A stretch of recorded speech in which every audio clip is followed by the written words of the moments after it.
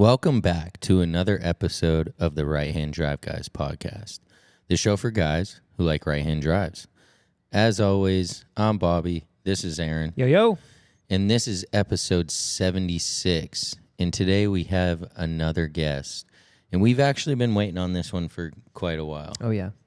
We first met this man in Japan at Fuji Speedway. And we honestly had no clue who he was. Right, yeah. He was just a cool, down-to-earth guy with a GTR that got invited to this track day.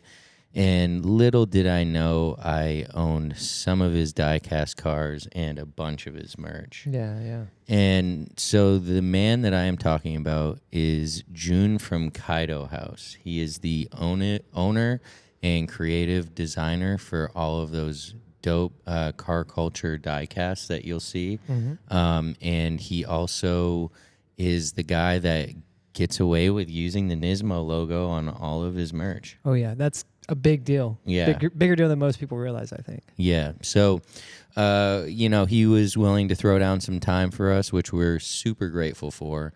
And, let's see what we can learn. Yeah. Hell yeah. Let's do it. All right. This is Jun from Kaido House.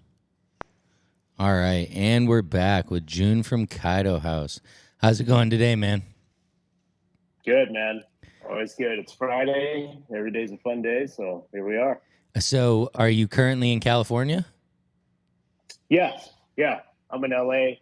I was in Malaysia all last week and the weekend. So I've been spending this whole week just trying to get back to LA time. It's always hard coming back from Asia. Despite me going over there, it seems like once a month at least, but it's always a rough week upon return, Yeah, you are a hard man to track down in that sense. It does seem like you just nonstop, just keep going. Yeah, it is. We got a pretty packed travel schedule this year, especially just in terms of event appearances or just marketing opportunities, this and that. Also some meetings. I'll be going to Japan in exactly 1 month. Be back out there again. So yeah, after that, just slow down just a little bit. Fall, it picks up again really fast. So come on, man, you don't got to give us the hyper envy over here. One month till Japan. That's awesome though. But are you able to make some time for fun while you're on these business trips at least? Always, because they're always Kaido House trips, and because of that, it's like they're always fun. This next event coming up, we're going to be driving from Yokohama to Hamamatsu, which is kind of like on the outer end of Shizuoka, so it's a good 3-hour drive. I'll be taking a car I haven't driven yet. I purchased it back in December. Haven't had the chance to drive it yet, so I'm looking forward to that. And driving up with a couple friends, so it should be a good time. Is that the 34 that you had gotten? Yes, it's the Silver Series 2 34. Nice. So it'll be the first time I get to drive that. The black car that I've been driving for the past 2 years, that's actually going on the container next week to come here in LA. So nice. Yeah, super pumped for that. That's going to be really weird driving that car out here. It's like that's kind of been like my go-to for the past 2 years in Tokyo. And now it's on its way to LA. It's super weird, actually. Yeah, and I see a few of my other GTR buddies. Theirs are starting to trickle in on the containers, and yeah, everybody's really excited. And I think it's pretty wild that you're able to really spend so much time with it in Japan, and then to be driving it on the streets of LA. That's going to be kind of surreal in that sense. It is really surreal, and I think that's one of the great things about the program Top Rack has for us, and to be able to experience it, and even like take part in the track day they organize for us there in Auto Salon. I think about the memories built with that car. It just makes it that much more special. And, let's be honest, it's like they don't have like the cheapest prices on these things, but at the same time, it's like, the experience is priceless. Oh, right? for sure. I think as customers and clients of Top Rank, I think we can all agree that it's like, these cars aren't cheap, but I always say, you know, you only cry once. It's when you pay for it. And after that, it's like, you know, after that, it's like, who cares, right? It's like you Yeah. paid the money, you get to have these amazing experiences. And yeah, it's going to cost, it's, you know, you're spending way more than someone who like got it somewhere else and they're just waiting for it to ship versus all of us who've like been out to Japan several times to drive by cars. It's like, dude, like that's amazing program. So, Yeah, no, it really is. And it allows you to kind of check off bucket list items that otherwise would have kind of been unattainable to you had they not yeah, offered that. totally. Yeah. So, you know, we know who you are. We were just hoping, you know, for our listeners who are new to what you do, if you could just give us a real quick kind of who you are, you know. Yeah. Yeah. So, Jun Iami, I'm the president, founder, chief creative of Kaido House, which is an automotive lifestyle brand, just to put it in the most generalist of terms, primarily focused around diecast lifestyle, if you will. You know, just me in a nutshell. Formal background is in automotive design. Spent 14 years at Hot Wheels, from just becoming like, you know, entry level temp designer all the way to director of the brand before I departed in 2018. And since then, have also dabbled in the tech industry before I went in full time into Kaido House, which is my own brand, and been official since 2021. And we've had a steady path of growth in the past 3 years. We're celebrating 3 years this year. And yeah, it's been awesome. It's been an awesome ride so far. Congrats on that. 3 years. I mean, to some people, it's like, oh, that's just 3 years. But when you're a guy coming, you know, from maybe a more corporate style world, you could say, to running your own business and kind of creating it from the ground up. I mean, 3 years feels like a long time when you're in that position. It does, because when you break free from, you know, the world of corporate, which, you know, especially not just corporate, but working for a legacy company like Mattel's been around forever, right? I spent a good 14 years with them, and you know, everything is more or less kind of groomed for you, and there's always like somebody who does something, right? It's like when you're in a position like for me in creative and design, it's like I had a set role, whether it was, you know, being the, you know, one of the designers all the way to when I became the director of that organization. There's still somebody who takes care of something, right? It's like, you know, as a designer, it's like, okay, you just design the cars. Fine. There's someone else who sculpts it for you. There's someone else who engineers it for you. There's someone else who creates the packaging for you, right? There's someone else, you have, you know, a PM who takes care of the scheduling for you, right? So it's like you had this one role and you had the chance to do that really, really well. Versus when you make that jump into entrepreneurship, it's like you have to wear every single one of those hats, right? And I think that's something that, you know, I underestimated when I jumped into this. It's like you don't have that other person or that team who takes care of all that stuff for you, right? It's like you're doing all that in addition to things that you may not know or may not do very well, like finances and things like that. Right? So it's like I think that's one of the big challenges that I faced.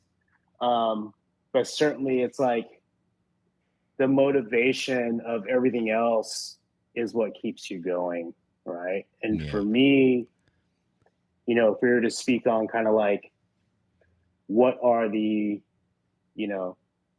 things that made me make that jump from corporate world into entrepreneurship. As a creative, I mean, there's several things, right?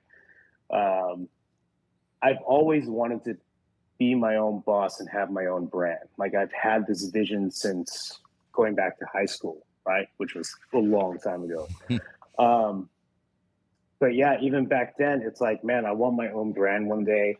I want it in the car space just because I've been a car guy all my life, right? It's like since I was a little kid, I was just drawing cars all day. And I was like, man, one day I want my own like badass brand and I want to do my own thing. And I just want to have fun every day and, you know, build cars, do cool designs, you know, just like really kind of like bring this brand up.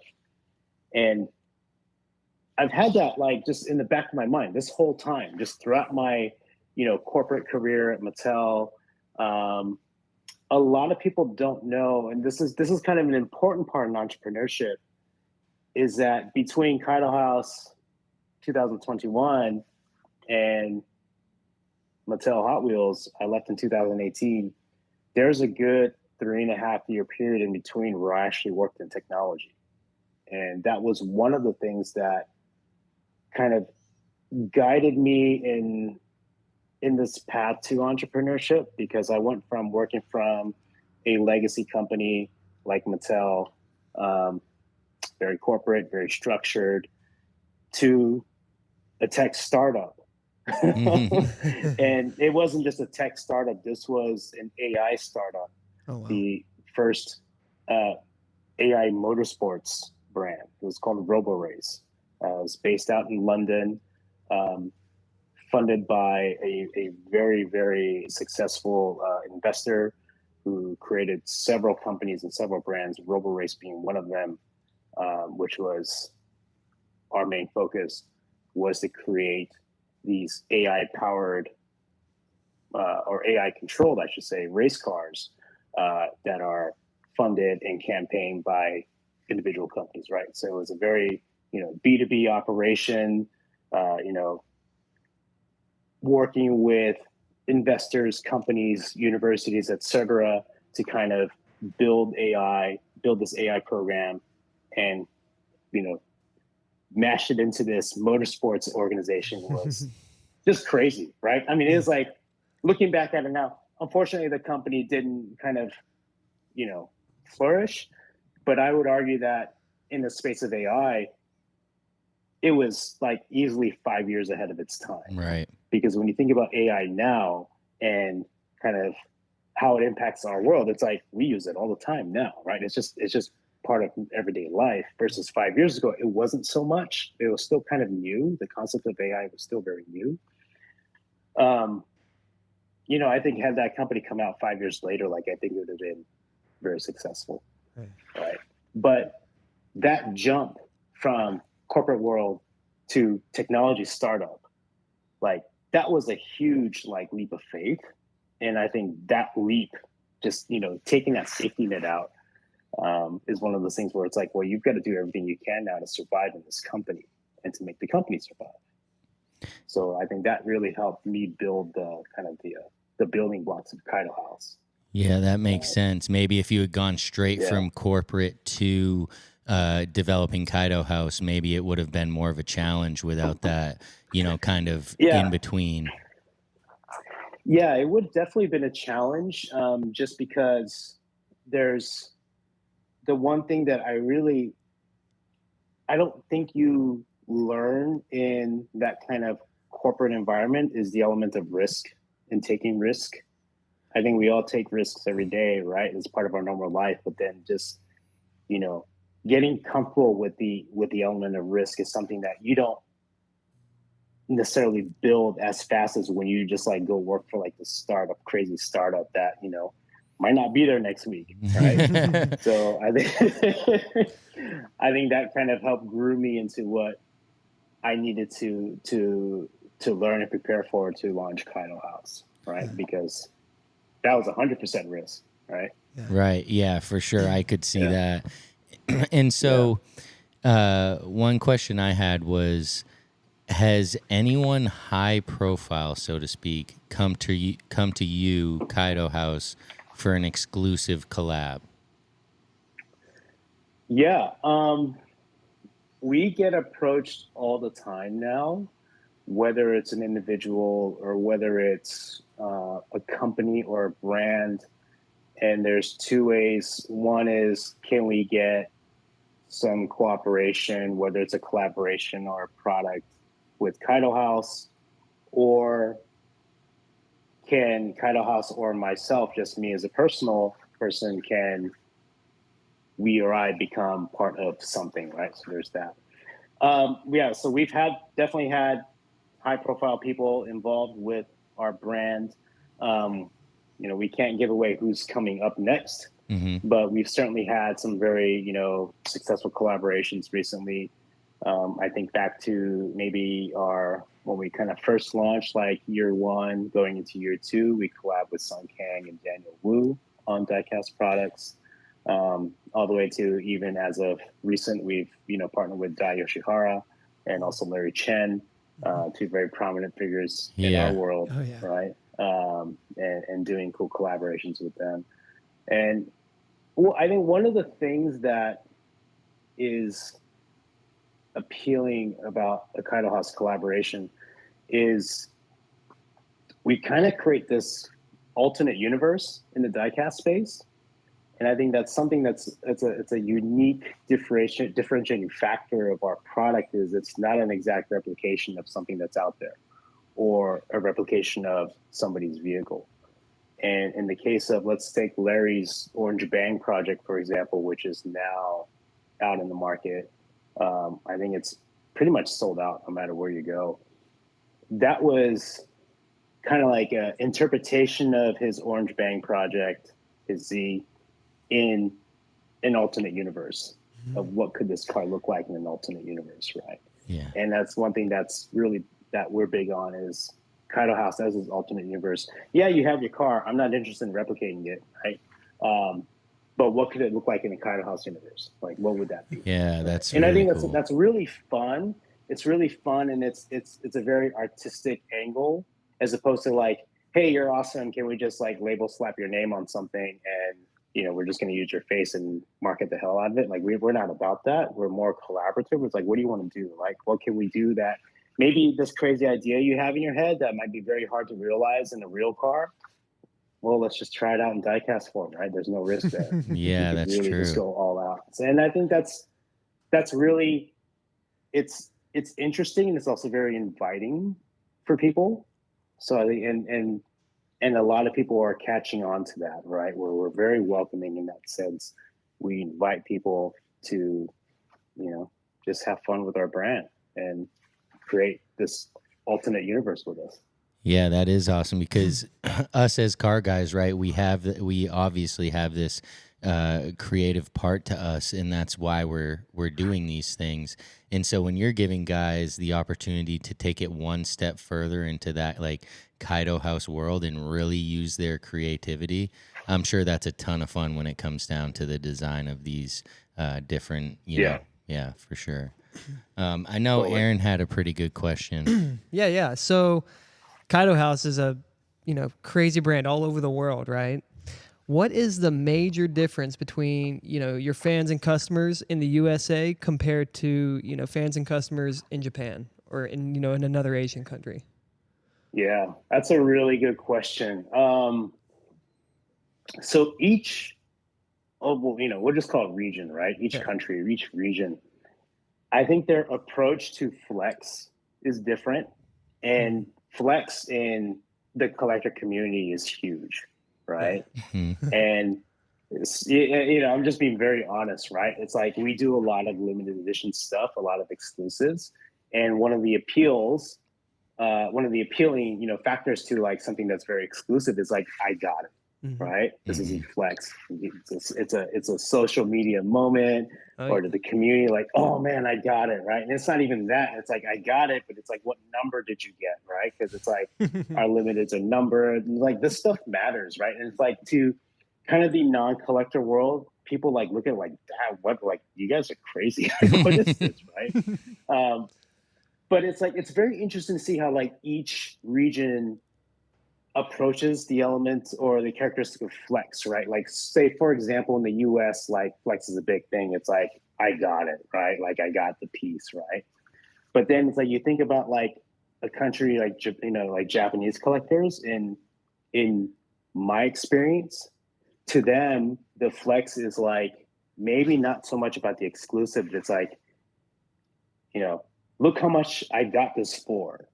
Right? It's like in the sense of like, I got it for like this amazing deal, right? It's an interesting concept. But then like when I like reach out, when I like think about our collectors, let's say like in Southeast Asia, it's like, look how much I spent on this. Oh, right? wow. I spent a shit ton of money on this, and this is my moment, right? It's like a flex. So it's really interesting. Like, I think that's kind of one of like the interesting ways that I've found, and this isn't like a blanket statement, but like I can collectively say like I've experienced this, consistently in these regions, right?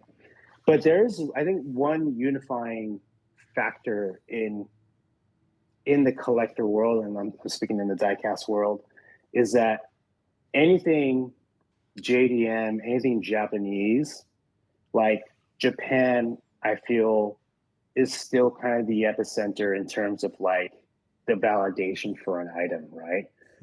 Especially in kind of our world, like, as we're like, we love GTRs, like we love anything that's a JDM model, right? So, a chaser or whatever, right? Whatever it might be. It's like, if it's from a Japanese brand, or if there's, a history to it that makes it originate from Japan, it's just that much more collectible, right? So one of the examples I use is we had an event in Tokyo in February. Shortly after that, I ran into you guys at Auto Salon. We did an event in Tokyo, and we did a drop, a really rare drop, where we dropped this R33 GTR. It had this magic paint on it, so it paint, like, color shift from like pink to orange. Crazy paint on this car. It was really limited production, but the fact that we dropped it in Tokyo, and the fact that it had like a Tokyo sticker on it, it just made it that much more collectible. Like, everybody wanted it, because I mean, it's a Kaido House exclusive, but just because we dropped it in Japan gave it that much more credit, if you will, right? There was like this validation moment for that item. People are still chasing that thing. Yeah. And it's crazy, because it's like, because it was dropped in Japan, it's like everyone's like, I gotta have it. But it's like, for us, event cars, it's like a lot of that, it's like, well, you kind of have to go to Japan and get it. Yeah. Right? Which So creates that's even one of those more things. demand in that sense, the exclusivity. Right. Yeah. So there's that. And I think, we're doing this event next month in Japan too. So we kind of want to see what happens there. It's like, if that statement still holds true. But, case in point, it's like that event we did in Japan, everyone flew in from all over the world to get that car. Yeah, I saw pictures of the lines outside the Kaido House booth. It was pretty wild, for sure. Yeah, we get a line for sure. But, so that's one of the reasons why we tend to, when we do events and stuff for the collectors, if we can't do it in Japan, then we at least bring kind of like the JDM element into it, because it creates all that excitement. Like, they love it, they can't get enough of it. Yeah, that makes sense. And like you said, it is like, if you can get a part in America by an American brand, but a Japanese brand makes it and originated it, you're going towards the Japanese brand every time. You're right. It's still kind of that epicenter of this culture, at least. Right. And all right, so this is something, I think, like, I'm going on 2 years of my closet being full of Kaido House stuff. You're probably about to get a cease and desist from Hanes, because you've pretty much taken everything out of my closet. And so, the biggest thing is, you go on eBay, you go on Etsy, you go on these different sites, and you can find Nismo gear, right? You can find these different things, and, but these people are low key. You're like out here with it. So that's like a huge question that we had, like, down to the hat that I'm wearing. Like, how are you getting away with using the Nismo logo? That's a good question. So I get away with it because Kaido House is an official licensee of Nissan and Nismo. Wow. Dang. So yeah, we have an official license from Nissan and Nismo to do these officially licensed products with Nissan. So the hat you're wearing is officially licensed, down to every piece of Nissan Nismo merchandise that we produce is officially licensed. If you look at the tags that come with the apparel, or if you get any of our Nissan pins and you look at the back of the packaging, it features our OLP markings, which is the officially licensed product markings from Nissan. every piece of, Nissan Nismo merch that we produce and create and sell is officially licensed. So it's been approved every step of the way. There's a multi-step process to approve the product. And of course, we do it right way. We pay a royalty on everything. So yeah, that's why we're able to just be very open with it. It's not a, behind someone's back operation. This is officially licensed, and we're now building our, official dealers who will be carrying the product as well. That's starting to grow. And we're also getting ready to launch our summer 2024 Nismo product launch as well. Actually wearing a jacket right now. Ooh, sneak peek. So, yeah. Sneak peek. I'll be right on that You website. can see the back. You can see the back a little bit. Yeah, but that looks good. Yeah, we're changing it up a little bit this for this summer. We got some really cool pieces coming out, so that'll be launching soon. And what I noticed is just from, I have a lot of it, right? And so what I noticed is every piece is quality. Like this shirt that I have on, it's not just a basic Gildan shirt that you guys printed Nismo stuff on. It's like a quality, soft shirt. And I noticed that with everything that I've gotten from you guys is that it's not just slap the logo on it and get it out there. You can tell that it's thought through and there's research done on what products you're actually going to use, which I can appreciate.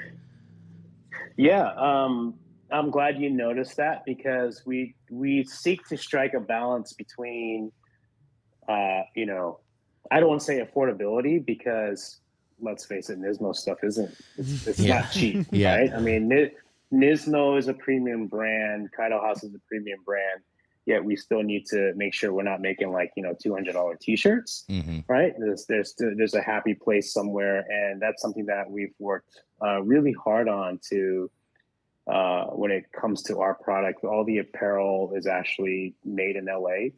The garments are picked, the t-shirt materials are picked. You guys have met Chris Marion at some point. Chris runs strategy for Kaido House. He's also one of the people who's really behind the scenes on the apparel operation for Kaido House. And he's really selective on, what shirts we use, what jackets, what materials, the embroidery, is really, he just, has the right eye for that. So we're really happy to have it. But yeah, the t-shirts, it's like, I think a lot of companies will just kind of pick like the cheapest t-shirt possible. It's like, we don't do that. It's like we pick the one that kind of like we feel the Nismo or Nissan fan is going to appreciate, right? They want something, soft touch, something stretchy, not like super baggy, loose streetwear fit, but it's like, it's got to be kind of work for like the majority of our customers. So yeah, I'm glad you noticed that. Oh yeah. All right. I know you got one. Yeah. So you kind of touched on it a little bit earlier. You have some big collabs coming up you can't really speak on, but are there any upcoming collabs or projects you can clue us in on? Yeah, so we just gave a sneak peek on one of our holiday collaborations in Malaysia. So we hosted this special dinner event, myself and my partner from Mini GT. We hosted dinner to kind of our global dealers and fans and distributors. And we've got this really amazing collab coming up with DGK. I don't know if you guys were skaters at all back in the day. Yeah. So I've been a skater my whole life. So my dream has actually been to have some kind of skateboard collaboration with a brand at some point. Of course, growing up as a skater, you dream of having like your own pro model. Right. That the opportunity, that ship has sailed a long time ago. I was never good enough to you remotely even have my name printed on the board. But I'm very, very fortunate to have this collaboration. So they approached us late last year on a collaboration, Kaido House and DGK, and that is well underway. We're gonna have a whole capsule drop of shirts, hoodies, jackets, that's gonna be all hot. kinds of merch, like sticker packs. We got an enamel pin in there. There's a die cast component in there. And what's really the big thing for us is, of course, is like, we got this like line of skateboard decks with the Kaido House and DGK, but it's also the opportunity to bring Kaido House into different channels, right? So like you think about like some of the retailers that carry DGK, now we're gonna have Kaido House in there. So it's a really big moment for us to be able to break into retail now. And yeah, it's an amazing opportunity. Can't wait to share what the collection looks like. You might be able to go on Instagram and see some of the images that we pulled up in the presentation, but yeah, it's like, and we're combining skate culture with Kaido House, and kind of like our our roots in both skateboarding and like our interest in JDM cars. Like it's right up our alley. Like I feel like there's this like natural progression of like skaters who got into cars, and then they got into cars, but then they got into like GTRs and things like that. It's like Dude, I think there's like this. We kind of have like this common thread, and it's like I think this is really gonna like call to us. And yeah, so pumped for that. Man, yeah, like so to rewind it a tiny bit, being entrepreneurs ourselves, like I can only imagine, like you said, 2021, you're starting Kaido House, right? It's you grinding left and right, figuring out the pieces of the puzzle, and now DGK is hitting you up. Like, man, that is like full circle. Like when you said that, I got goosebumps. Sick. Like, dang, it's that's sick. like. I'm gonna grab a deck because I got one right here. Ooh. Hold on, hold that thought. Because we're here, right? It's like why not? Absolutely, we appreciate it. I'm gonna show you some of the decks. But yeah, when you think about like dream projects, right? I mean, oh wow, oh wow, yeah. What? Yeah, dude. Like, that is wild. Yeah. Dang. These are sick. Those are real sick. These are like, sick. with the S15, So, that is so dope. Yeah. Well, it's inspired by, but it's not, it's not licensed. Right. Yeah. And then, yeah. So the Kombini, dude, deck with the Fuji. Is that Fuji in the background? oh man. Yeah, it's like it's inspired by that. Yeah. Whole yes, thing, right? dude. So yeah. You better make a bunch of those because that's gonna sell out, man. That is awesome. Yeah, these are gonna be awesome. So can't wait to skate that those. is so sick, dude. Yeah, and I'm sure you'll see, even if it's not like a pro deck, I'm sure you're gonna see a couple of those DGK guys whipping those out on special occasions. Oh, for sure. Yeah, we had we did a photo shoot about 2 weeks ago for the product, and we used a bunch of our cars for the photo shoot, and we had Ryan Carell, who's one of the pro skaters for DGK. He came out for the shoot, and I was just so pumped to see pros riding this, and that's gonna be so cool. Yeah, man, this is really awesome to hear because it is nice to see guys in this space actually kind of start checking off some of those goals that they had 20 years ago, right? And to have it realized is, man, that's awesome. And so on the entrepreneurial side, right? Obviously we all kind of take inspiration from somewhere. We have to. And kind of the last question that we had for you was, if you had to pick and shout out one person who has inspired you, whether it's creatively, entrepreneurially, like whatever it may be, like who is that for you? Ooh, that's a tough question because creatively, I do have this one person who just for, since my education, I went to Art Center in here in Pasadena, California, which is one of the most well-known automotive design schools. So, this person has inspired me since my design, kind of my design student days, even up until now. But I think there's someone who inspires me the most, who just, inspires me all around, right? Not just from a creative perspective, but just, trying to be a better person, trying to be just, a good person in the industry, being helpful, being resourceful, just all of the above. And it's somebody I consider as my big brother. And that person is Kenji Sumino, who's the president of Grady Performance Products. Kenji, yeah. You might have met him at the. He was there at the track day with Top Rank, or I'm sure in many other instances you might have met him.